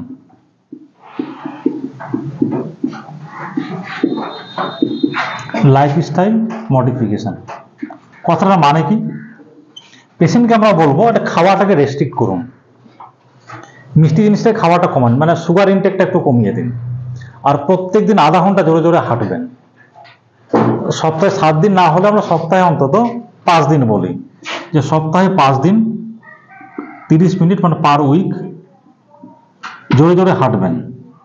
যদি তার অন্য কোনো অসুবিধা না থাকে, যারা পা খোড়া, তাকে তো আপনি বলতে পারবেন যে আপনি হাঁটুন, এটা খুব বয়স্ক পেশেন্ট, সে পারবে না হাঁটতে, বা যে পেশেন্টের ধরুন হার্টের সমস্যা আছে, হাঁটাচলা করতে গেলে হার্টের সমস্যা বেড়ে যাবে, তাকে আমি বলতে পারবো না আপনি হাঁটুন, তার ক্ষেত্রে এক্সারসাইজ করা যাবে না। যদি পেশেন্টের এক্সারসাইজ করার মতো কোনো অসুবিধা না থাকে, তার কোনো হার্টের সমস্যা নেই, তার কোনো কিডনির সমস্যা নেই, তার ফিজিক্যাল ডিসেবিলিটি কিছু নেই, তা ইয়াং একটা বয়স্ক পেশেন্ট ধরুন 70 বছরের দাদু, সে ঠিকঠাক হাঁটতেই পারে না, আর আপনি তাকে বলেন 30 মিনিট হাঁটতে, হাঁটতে গিয়ে সে পড়ে গিয়ে তার অ্যাক্সিডেন্ট হয়ে মারা গেল, সেটা করা যাবে না। তাহলে পেশেন্টকে যখন আমি বলছি আপনি হাঁটবেন, দেখতে হবে তাহলে হাঁটার মতো কন্ডিশন তার আছে কিনা, যে কম এজ, অন্য কোনো প্রবলেম নেই, হ্যাঁ, বা হাঁটার ক্ষেত্রে সাবধানতা অবলম্বন করবে। আমি রাস্তা দিয়ে দুমদাম হাঁটতে শুরু করলে আপনার একটা অ্যাক্সিডেন্ট হয়ে যাবে, তাহলে সেফ জায়গাতে গিয়ে আমাকে হাঁটবে, কোনো মাঠে গিয়ে যেখানে আমার অ্যাক্সিডেন্ট হওয়ার সম্ভাবনা নেই। রাস্তায় হাঁট থেকে অনেকের অ্যাক্সিডেন্ট হয়ে মারা যায়। তো এই ব্যাপারগুলো দেখতে হবে। দেখা যায় যে লাইফস্টাইল মডিফিকেশনগুলো, মানে খাবার রেস্ট্রিক্ট করলাম, খাবার পরিমাণটা একটু কমাতে হবে, ঠিক আছে। এবার দেখুন, এই ডায়াবেটিক ডায়েটটা হিউজ টপিক, পুরোটা এখন বলা সম্ভব হবে না, আমি শর্ট করে বোঝার জন্য যেটুকু বলবো। এবার এই খাদ্যাভ্যাস নিয়ে না মানুষের অনেক রকম নানা ভুল ধারণা আছে সুগার নিয়ে। তার আগে কতগুলো আরো জিনিস বলে দিই, যে এই যে হাঁটা চলা করলে সুগার কমে কেন, এটা অনেকে প্রশ্ন করেন, ডাক্তার আমরা হাঁটছি কিন্তু হাঁটার সঙ্গে সুগার কমে যাওয়ার সম্পর্কটা কি? অ্যাকচুয়ালি দেখুন, যখন আমরা হাঁটি না, হাঁটলে যেটা হয় যে ইনসুলিনের কাজ করে, মানে যে ইনসুলিন রেজিস্ট্যান্স বলছে, আমার রিসেপ্টরে গিয়ে কাজ করতে পারে, তখন আমার টাইপ 2 ডায়াবেটিস হয়েছে, ঠিক আছে। আমি যদি হাঁটি তাহলে টাইপ 2 বেসিক ব্যাপারটা কি, ইনসুলিন রেজিস্ট্যান্স, তাহলে ইনসুলিন কিন্তু বেশি বেশি করে কাজ করবে, মানে কাজ করার, তাহলে সুগার কমবে। তাহলে এক্সারসাইজ যেটা করে বেসিক্যালি, যে ইনসুলিনের যে রিসেপ্টর রেজিস্ট্যান্স সেটাকে রিভার্স করে বা কিছুটা কমিয়ে দেয়, এটা একটা হয়। আর আপনি এক্সারসাইজ করলে শারীরিক ক্লান্তি হয়, শারীরিক ক্লান্তি হলে রাত্রে ঘুমটা ভালো হবে, ঘুম ভালো হলে সিম্প্যাথেটিক ওভার স্টিমুলেশন হবে না, মানে প্যারাসিম্প্যাথেটিক বেশি ওভার অ্যাক্টিভেট থাকে, তাতেও আপনার সুগার লেভেলটা কমবে, এসব ব্যাপার থাকে। তারপর হচ্ছে স্মোকিং হলে সেটা ছাড়তে হবে বা অন্তত আস্তে আস্তে কমাতে হবে। অ্যালকোহল খাওয়ার অভ্যেস থেকে অ্যালকোহল খাওয়াতে হবে। যে কোনো প্যাকেজড ফুড, এই যে আমরা কোল্ড ড্রিঙ্কস খাচ্ছি, কোল্ড ড্রিঙ্কস কিছুই না, শুধুমাত্র শরবত ছাড়া আর কিছু না, মানে হাই ক্যালোরি শরবত, প্রচুর সুগার আছে। তাহলে আপনি কোল্ড ড্রিঙ্কস কমাতে হবে, খাবেন না কোনোদিন সে কথা আমি বলবো না, যতটা কম করা যায় আগে কমিয়ে দিন সুগারটাকে, তারপর না অল্প অল্প করে খাবেন। তো এমনি বেভারেজ, যে কোনো মানে প্রসেসড ফুড বা যেগুলো প্যাকেজড ফুড, সেগুলো তো অনেক হাই কন্টেন্ট সুগার থাকে, বা এই কর্নফ্লেকগুলো পাওয়া যায়, মানে ঠিক আছে, যেগুলো আমার দুধ দিয়ে খাই, সেগুলো গ্লাইসেমিক ইন্ডেক্স অনেক বেশি, মানে প্রচুর সুগার বাড়ানোর ক্ষমতা থাকে ওদের, ওইগুলো বাদ দিতে হবে। শাকসবজি খান। তারপর হচ্ছে আরো কতগুলো ভুল ধারণা আছে, যে সুগার হচ্ছে মাটির তলার কোনো জিনিস খাবি না, এটা একদম ভুল ধারণা। মাটির তলা জিনিস বলতে বেশি আলু। এবার দেখুন, আমার সুগার হয়েছে, আমি লাইফস্টাইল মডিফিকেশন করছি, তাতে আমি সারাদিনে ছোট 2-1 পিস আলু খেলাম, তাতে কিচ্ছু ম্যাটার করে না। অনেক পেশেন্ট আছে যে 400-500 সুগার নেই, বলে ডাক্তারবাবু আমি তো খাবার মেনটেন করছি, আলু খাচ্ছি না। আপনি কি ওষুধ খাই না? ওষুধ তো খাই না। তাহলে আপনি আলু খাচ্ছেন না আর ওষুধ খাচ্ছেন না, সেটা তো হবে না। বরং আপনি আলু 1-2 পিস খান, ওষুধ দেখান, আর হাঁটা চলা করুন, সুগারটা কম থাকবে। আপনি ওষুধ খাবেন না সেটা ঠিক আছে, কিন্তু আলু খাচ্ছেন না, কিন্তু আলুটা বরং উল্টোটা, যে 1-2 পিস আলু খান আর ওষুধ দেখান, হাঁটা চলা বাড়িয়ে দিন, সুগার কিন্তু কন্ট্রোলে আসবে। তারপর আরো কতগুলো কথা আছে, ভাত খাওয়া যাবে না। দেখুন, ভাত বা রুটি যাই খান, রুটিও সুগার বাড়ায়, রুটিও কার্বোহাইড্রেট, ভাতও কার্বোহাইড্রেট। এবার যে কোনো কার্বোহাইড্রেট যত বেশি তাকে সেদ্ধ করা হয়, তার গ্লুকোজের পরিমাণ বাড়ানোর ক্ষমতা, যেমন ভাত নরম যদি খুব যদি সেদ্ধ করে দিই, তার গ্লুকোজ বাড়ানোর ক্ষমতা কিন্তু অনেক বেশি। ওটাকে আমাদের ভাষায়, মানে মেডিকেলের ভাষায় গ্লাইসেমিক ইন্ডেক্স বলে। গ্লাইসেমিক ইন্ডেক্স কথাটার মানে হচ্ছে যে কোনো 100 গ্রাম অফ ফুড তার ব্লাডে কতটা সুগার বাড়াতে পারে, সেই যে একটা মেজারমেন্ট, সেটাকে বলে আমরা গ্লাইসেমিক ইন্ডেক্স। চালকে যত বেশি সিদ্ধ করা হয়, তার গ্লাইসেমিক ইন্ডেক্স বেড়ে যায়, মানে সে তত বেশি সুগার বাড়াবে। তাহলে আপনি ভাত খান, মানে একদম শক্ত রাখলে তো খাওয়া যাবে না, তাহলে সেদ্ধটা একটু কম করতে হবে, তুলনামূলক সেদ্ধ কম করতে হবে, ঠিক আছে। খাওয়ার পরিমাণটা মডারেট। এবার দেখুন, খাওয়ার পরিমাণটা ফিক্সড হয় না। আমার যেমন ফিজিক্যাল অ্যাক্টিভিটি নেই, আমি কম খেলেও চলবে, কিন্তু যার ফিজিক্যাল অ্যাক্টিভিটি করে, যে ম্যানুয়াল লেবার, যে মাঠে কাজ করছে, অনেক মানে ওয়েট মানে বহন করে, তাদের তো খেতে হবে একটু, ঠিক আছে। আমি যেটা বলি পেশেন্টকে, যে আপনি খুব বেশিও খাবেন না, আবার এতটা কম খাবেন না যে আপনার শরীর ভেঙে পড়ে, একটা মেনটেন করে খাবেন। তাতে যদি সুগার একটু বেশি থাকে, ডোজটা আমি বাড়িয়ে দেবো, কিন্তু না খেয়ে শরীরটা একবার খারাপ করবেন না। 1-2 পিস আলু খান, হ্যাঁ, না একদম না, এগুলো এখন দেখুন মেডিকেল সায়েন্স অনেক চেঞ্জ হয়েছে, রিসার্চ অনেক চেঞ্জ হয়েছে। আমি এই কথাগুলো সমস্ত পেশেন্টকে বুঝিয়ে বুঝিয়ে বলেছি, না আমি আজকে আপনাদের সামনে বলছি যে এই জিনিসগুলো না করাই ভালো, পেশেন্ট রিল্যাক্স। একটা পেশেন্টকে আপনি যদি বলেন কোনোদিন আপনি মিষ্টি খাবেন না, কোনোদিন কলা খাবেন না, কোনোদিন খেজুর খাবেন না, রাত্রেবেলা আপনি ভাত খাবেন না, তাহলে সে পেশেন্ট ভাত না খেয়ে অবস্থার খারাপ। আর সবাই রুটি সহ্য করতে পারে না, তাহলে ভাত রুটি যেটাই খান, আমি যেটা বলে মিস করে কোনোদিন ভাত খেলেন, কোনোদিন রুটি খেলেন, বা হয়তো একটা রুটি খেলেন, এতটুকু ভাত খেলেন, তাহলে দুটোই থাকলো। সুগারটাও খুব ভালো না, আপনিও সাইকোলজিক্যালি স্যাটিসফাইড হলেন। একদম ছোটো ছোটো আলু খেলেন, তাতে কোনো সমস্যা নেই। কোনোদিন খুব রসগোল্লাটা মাসে একদিন খেতে ইচ্ছা করলো, রসটা ভালো করে যে রসগোল্লাটা খেয়ে নিলেন, 10 মিনিট বেশি হেঁটে নেবেন সেদিন, তাহলে ক্যালোরি মেকআপ হয়ে যাবে। খাওয়াটা বড় ব্যাপার না, আপনি কতটা খাচ্ছেন আর কতটা খরচা করছেন সেটাকে ব্যালেন্স করতে হবে। যদি ইনটেক বেশি হয়েছে, খরচা বেশি করতে হবে, মানে আপনাকে হাঁটতে হবে একটু বেশি হেঁটে নেবেন, তাহলে সেটা মেকআপ হয়ে যাবে। কোনোদিন কলা খেতে ইচ্ছা হচ্ছে, গোটা কলা খাবেন না, একটু টুকরো করে খেয়ে নেবেন, মুখে খেয়ে নেবেন, তা স্যাটিসফাইড হলো। এগুলো ফলের মধ্যে যেমন আপেল, কমলা লেবু, বেদানা, পেয়ারা, এগুলো খাওয়া যেতেই পারে। মিষ্টি ফল যেমন খেজুর আমরা খেতে নিষেধ করতে, কোনোদিন খাবে না সেটা না, কোনোদিন মনে হলো সুগার আমার কন্ট্রোল আছে, আজকে ঠিক আছে ভাত কম খাবো, একটা খেজুর খেয়ে নিই, আপনাকে ব্যালেন্স করে নিতে হবে, একদম মাপা কিছু নাই। তারপরে মাছের ব্যাপারে অনেক প্রশ্ন, ডাক্তার আমি ছোট মাছ খাই, বড় মাছ খাই না। দেখুন, বড় মাছ কিন্তু আমাদের জন্য বেশি উপকারী। বড় মাছে ওমেগা 6 ফ্যাটি অ্যাসিড থাকে, যেগুলো আমাদের হার্টের জন্য ভালো, আমাদের হার্ট ডিজিজকে প্রিভেন্ট করে, ইসকিমিক হার্ট ডিজিজকে প্রিভেন্ট করে। তাহলে বড় মাছ আপনি খান, ফ্যাটযুক্ত মাছ খান, সেটা কিন্তু বেশি উপকারী। বাইরের ভাজা বেশি খাবেন না, ওই যে তেলগুলো কিন্তু খুব খারাপ, ওই যে তেলগুলো 10 দিন 5 দিন ধরে ভাজছে, যেগুলো বাড়িতে কোনোদিন খাবেন আছে না, যে কোনোদিন মনে একটা পেঁয়াজ চপ খাবো, খেয়ে নিলাম, সেটা আলাদা। 10 দিনে 15 দিনে মাসে একটা খেলাম, তার জন্য কিছু যায় আসে না।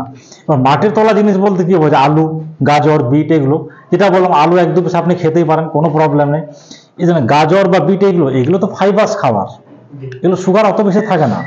বরং আমরা স্যালাড বেশি খেতে বলি, আমরা স্যালাড খেলে কি হলো, পেটটা ভরলো, সেগুলো ফাইবার যুক্ত খাবার, সুগার বেশি বাড়ায় না, পেটটাও ভরলো, তাহলে অন্যান্য খাওয়ার পরিমাণটা কমবে, পেটটাও ভরলো, সুগারটাও কন্ট্রোলে থাকবে। তাহলে গ্রিন স্যালাড খেতে কোনো প্রবলেম নেই, আপনি খেতেই পারেন। ডিম নিয়ে মানুষের বহু সমস্যা, আপনি ডিম খাই না, ডিম খাবেন। ডিম হচ্ছে খুব ভালো কোয়ালিটির পণ্য। আগেকার দিনে ডিম নিয়ে অনেক রেস্ট্রিকশন ছিল, এখন ডিম নিয়ে অনেক রিসার্চ হয়েছে, ডিম অ্যাবসলিউটলি সেফ। বরং ডায়াবেটিক পেশেন্ট সারাদিনে যদি একটা ডিম খান, সেদ্ধ ডিমটা খাওয়াই ভালো, কারণ ভাজা খেলে আবার কি হবে, তেল পড়বে, পেঁয়াজ পড়বে, মশলা পড়বে, ঠিক আছে। তো সেদ্ধটা খেলে ভালো, মশলা নেই, একদম পিওর প্রোটিন একেবারে হলে, মানে কুসুম সহ খাবেন। হ্যাঁ, যদি কারো বিশেষ কোনো প্রবলেম থাকে যে ডিম খাওয়া যাবে না, সেটা আলাদা ব্যাপার, কিন্তু সেই সংখ্যাটা বা নাম্বারটা খুব কম। ডিম খেলে কি হলো, ওটা হাই কোয়ালিটি প্রোটিন, ওটা খেলে পেট ভরলো, তাহলে অন্যান্য খাওয়ার, মিষ্টি বা ভাত খাওয়ার প্রয়োজনটা কম পড়বে, আমার সুগারটা কিন্তু কন্ট্রোল হবে। ডিম খেতেও কোনো সমস্যা নেই। আর হাঁসের খান, পোলট্রি খান, আর মানে দেশি খান, ডিম তো ডিমই, ঠিক আছে, সেটা ম্যাটার করে না। মাংস নিয়ে অনেকের বক্তব্য রাখবে, মাংস খাবেন, আজ আপনি খুব বেশি খেতে চান না, তো আপনি আগে ক পিসে 10 পিস খেতেন, আগে হ্যাঁ 10 পিস, এখন 5 পিস খাবেন বা 2 পিস খাবেন, কিন্তু খাবেন বন্ধ, কারণ মাংসের মধ্যে কিন্তু অনেক ভিটামিন আছে আমাদের, যেগুলো দরকার। আরো প্রশ্ন থাকে অনেক পেশেন্ট রাখবে, আমের সময় আম খাবো কিনা, নিশ্চয়ই খাবেন, তবে হ্যাঁ, আগে হয়তো 2টো আম খেতেন, এখন 2টো আম খাওয়া যাবে না, একটা গোটা আমও খাওয়া যাবে না, 1 পিস 2 পিস খাবেন, সেটুকু সংযত করতে হবে। কারণ হচ্ছে আমের মধ্যে শুধুমাত্র সুগার নেই, তার মধ্যে মিনারেলস, নিউট্রিয়েন্টস, অনেক প্রয়োজনীয় ভিটামিন আছে, যেগুলো আমার শরীরে দরকার, সেই জন্য খেতে হবে। একটু আধটু সুগারের দিকটা খেয়াল রেখে, হয়তো আম খেলেন, ভাতটা সেদিন খাওয়া একটু কমিয়ে দিলেন, একটু বেশি হেঁটে নিলেন, সিজনাল ফল একটু খেতে হবে, খাবেন, ঠিক আছে। এটা দিক গেল। পেশেন্ট, হ্যাঁ দুধ বলে পেশেন্ট, ডাক্তার দুধ খাবে, হ্যাঁ নিশ্চয়ই দুধ খাবেন, পাতলা করে খাবেন, একটু ছানাটা খাবেন না, ঠিক আছে। তবে কোনোদিন ছানা খাবেন না সেরকম নাই, কোনোদিন একটু আধটু খাবেন, না খেলে জীবন চলবে কি করে, একদম না খেলে তো চলবে না, আপনি সাইকোলজিক্যালি ডিপ্রাইভড হয়ে যাবেন, ঠিক আছে। তাহলে সুগার মানে হচ্ছে যে আপনি সবই খাবেন ক্যালোরি হিসেব করে, যে আমার কতটা ক্যালোরি দরকার, আমি কতটা অ্যাক্টিভিটি করছি, আর আমি কতটা খরচা করতে, বেশি খরচা যদি করতে পারেন, বেশি হাঁটতে পারেন, একটু মিষ্টি খেয়ে নিন, একটু বেশি খেয়ে নিন, খেয়ে আধা ঘন্টা 1 ঘন্টা হেঁটে নিন, মেকআপ হয়ে যাবে, ঠিক আছে। এইভাবেই সুগার, এটা হলো এটা লাইফস্টাইল মডিফিকেশন, এটা একটা দিক গেল। একটা হলো এক্সারসাইজ, এই দিকটা গেল।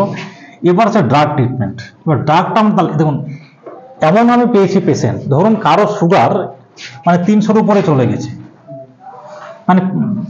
মানে পোস্টপ্রান্ডিয়াল বলছি, 300-র উপরে চলে গেছে, তাকে আমি বলেছি, মানে সে হয়তো মানে কোভার্সেবল ডাক্তার, এখন আমি ওষুধ খাবো না, আপনি আমাকে মানে ডায়েট চার্ট দিন, ডায়েট প্ল্যানিং করে দিন, আর আমি কি করবো, তা ডায়েট প্ল্যানিং করে দিয়ে একটা, আর হাটে ধরতে হয়, দেখা যায় 1-2 মাসের মধ্যে সুগার একদম নর্মাল হয়ে যায়, মানে ওষুধ ছাড়াও কিন্তু সুগার কন্ট্রোল করা যায়। তবে হ্যাঁ, তার হাঁটার ক্ষমতা আছে কিনা সেটা আবার দেখতে হবে, তার হার্টের সমস্যা আছে, হার্ট ভালো কাজ করে, হার্ট ফেলিউর আছে, সে কিন্তু হাঁটতে পারবে না, বয়স্ক হয়ে গেছে, বা যা পা খোড়া, হ্যাঁ, যে ফিজিক্যালি হ্যান্ডিক্যাপ, সে হাঁটতে পারবে না। তাহলে যাকে আপনি হাঁটার কথা বলছেন, তার হাঁটার মতো কন্ডিশন আছে কিনা সেইটা দেখতে হবে, ঠিক আছে। এবং ওই যে সুগারটা এটা কিন্তু মেনটেন করতে হবে। আমি সুগার কমিয়ে দিলাম মানে আবার চুপচাপ বসে থাকবো সবকিছু খাবো, সেটা হবে না। আপনাকে ওটা কন্টিনিউয়াস রাখতে হবে, তাহলে কিন্তু সুগার নর্মাল থাকে, নর্মাল হয়ে যায় বলবো না, মানে নর্মাল থাকে। আবার যখন খাওয়া দাওয়া বাড়িয়ে দেয়, অ্যাক্টিভিটি কমিয়ে দেয়, এক্সারসাইজ কমিয়ে দিয়েছে, হাঁটাচলা বন্ধ করে দেয়, আবার সুগার বাড়তে শুরু করে, তখন সে এসেও রাখতে এবার আমাকে ওষুধ দেন। কিন্তু আমার এরকম বেশ কিছু পেশেন্ট আছে যারা হচ্ছে যে শুধুমাত্র লাইফস্টাইল মডিফিকেশন করেই দিনের পর দিন সুগার ছাড়াই বাড়ছে। অনেক অ্যাড দেখবেন, কোন প্ল্যাটফর্মে পাওয়া যায় না, তারা বলবে